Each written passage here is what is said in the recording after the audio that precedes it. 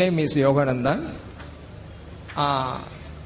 This opportunity this all takes to pay the thanks to Almighty Allah. For today, peace to humanity has been seeded through Dr. Zakir Naik.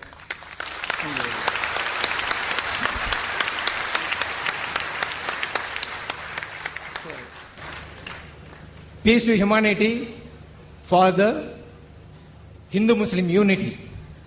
So, thanks very much for your very great effort he has taken by going through all the Vedas and other things. Really big task he has done.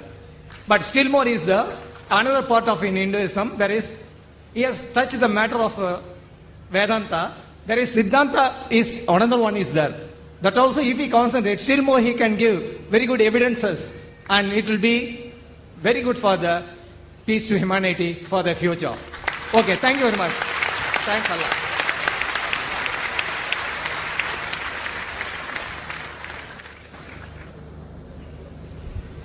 I am thankful to the brother's comment. May Allah accept our effort. And I am aware, brother, there are many things more we can talk. Normally my talk is for 1 hour to 1 hour 15 minutes.